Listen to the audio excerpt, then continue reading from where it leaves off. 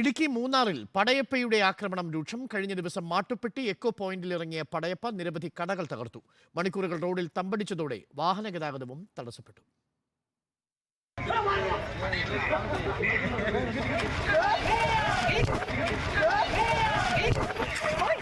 നാട്ടുകാർ പടയപ്പയെന്ന് പേരിട്ട് വിളിക്കുന്ന കാട്ടാന കഴിഞ്ഞ ദിവസം രാവിലെയാണ് മാട്ടുപ്പെട്ടി എക്കോ പോയിന്റിലെത്തിയത്. രാവിലെ ആയതിനാൽ കാര്യമായി വിനോദസഞ്ചാരികൾ ഉണ്ടായിരുന്നില്ല. ഇവിടെ എത്തിയ പടയപ്പ 2 കടകൾ തകർത്തു. നാട്ടുകാർ ബഹളം വെച്ചതോടെ ഇവിടെ നിന്നും പിൻവാങ്ങി.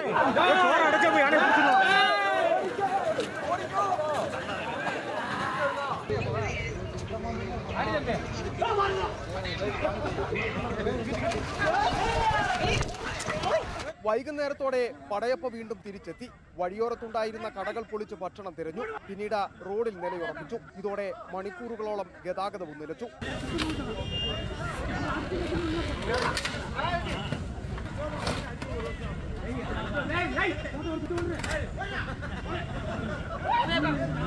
കഴിഞ്ഞ കുറച്ചു കാലങ്ങളായി മൂന്നാറിലും പരിസര പ്രദേശത്തും പടയപ്പയുടെ ആക്രമണം രൂക്ഷമാണ്. അടിക്കടി ജനവാസ മേഖലയിൽ ഇറങ്ങി വ്യാപക നാശം വിതയ്ക്കുന്ന പടയപ്പയെ കാടുകയറ്റുവാൻ വനം വകുപ്പ് വേണ്ട നടപടി സ്വീകരിക്കുന്നില്ല എന്ന ആക്ഷേപവും ഉയരുന്നുണ്ട്. റിപ്പോർട്ടർ ഇടുക്കി.